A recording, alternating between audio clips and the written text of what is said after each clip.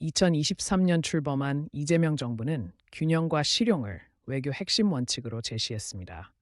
역사적으로 한반도는 강대국 사이에서 균형을 유지해야 했던 전략적 위치에 있습니다.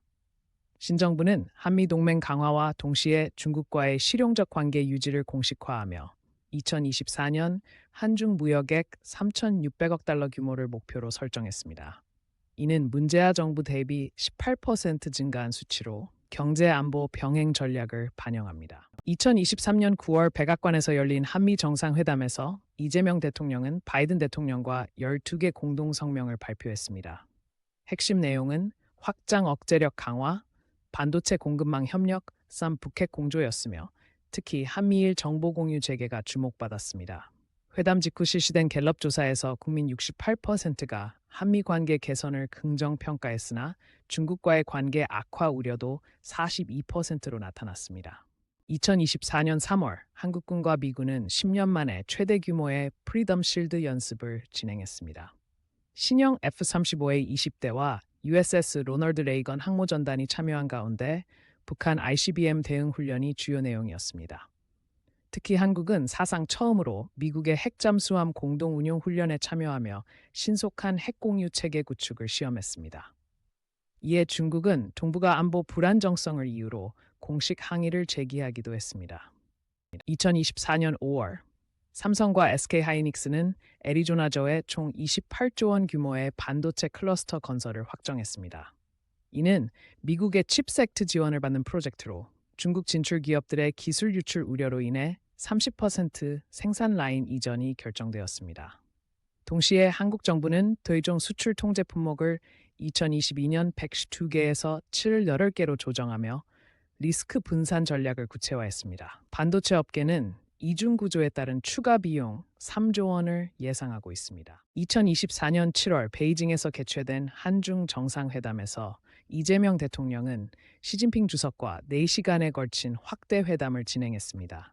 주요 논의 사항은 2단계 FTA 협상 재개, 반도체 수출 규제 완화, 북한의 비핵화 협력이었습니다. 특히 중국은 한국의 칩4 가입에 대한 불만을 표출했으나 양국은 여행객 상호 입국 요건 완화 등 실질적 성과를 도출했습니다. 회담 후 한중 관계 지표는 58포인트 상승한 422포인트를 기록했습니다. 2024년 8월 현대차는 중국 완창과 28조 원 규모의 수소차 배터리 합작 공장 계약을 체결했습니다. 이는 미국 IRA 법안 대응을 위한 중국 내 현지화 전략의 일환으로 부품 현지 조달률을 기존 45%에서 72%로 확대하는 내용을 포함했습니다. 동시에 한국은 중국산 희토류 수입을 23% 감소시키며 베트남, 호주와의 새로운 공급망 구축에 나섰습니다. 경제학자들은 이 같은 선택적 참여 전략이 향후 5년간 12조 원의 추가 경제 효과를 낼 것으로 전망합니다. 2024년 9월 제네바에서 열린 한미중 고위급 회담에서 3국은 북한 비핵화를 위한 단계적 접근법을 논의했습니다. 한국은 북한의 핵시설 동결 대신 유엔 제재 완화를 제안했으나 중국은 선제적 제재 해제를 주장하며 입장 차이를 보였습니다. 회의 결과로 북한의 5개 핵시설에 한해 IAEA 검증을 받는 조건부 동결안이 작동되었으며 이는 2018년 싱가포르 회담 이후 6년 만의 진전입니다. 전문가들은 북한의 실제 준수 여부를 두고 회의적인 시각도 제기했습니다. 2024년 10월 이재명 대통령은 인도네시아, 베트남 순방을 통해 15개 신규 인프라 프로젝트 총 7조 원을 확정했습니다. 특히 자카르타 반둥 고속철도 건설에는 한국형 표준 기술 K-레일이 적용되었으며 이는 중국의 1대1로와 경쟁하는 형태입니다. 동시에 카자흐스탄과는 희토류 개발 협력을 강화하며 중국 없는 공급망 구축에 박차를 가했습니다. 이번 사업으로 한국 건설사의 ASEAN 시장 점유율은 19%에서 24%로 성장할 전망입니다. 2024년 11월 유엔 총회에서 이재명 대통령은 디지털 기후기금 창설을 제안하며 127개국 지지를 획득했습니다. 5년간 10조 원 규모의 이 기금은 개도국의 탄소 중립 기술 이전을 지원하며 한국은 반도체 배터리 기술을 공유합니다. 특히 북한 인권 결의안 주도 참여로 중국과의 마찰도 있었으나 78개국 공동제안국으로 참여하며 국제적 위상을 강화했습니다. 환경 전문가들은 이 계획이 2030년까지 글로벌 탄소 배출 3% 감축 효과를 낼 것으로 분석했습니다.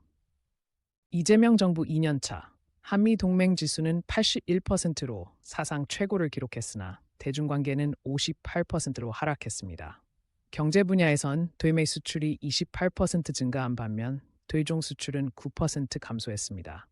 전문가들은 신경제 안보 개념 도입, 반도체, 배터리, 바이오 3대 전략 물자 관리를 긍정 평가하나 미중 갈등 장기화에 따른 스트레스 테스트 필요성을 지적합니다. 2025년 도쿄올림픽을 계기로 한중일 정상회담 개최가 예상되며 외교적 기로에선 한국의 전략이 주목받고 있습니다.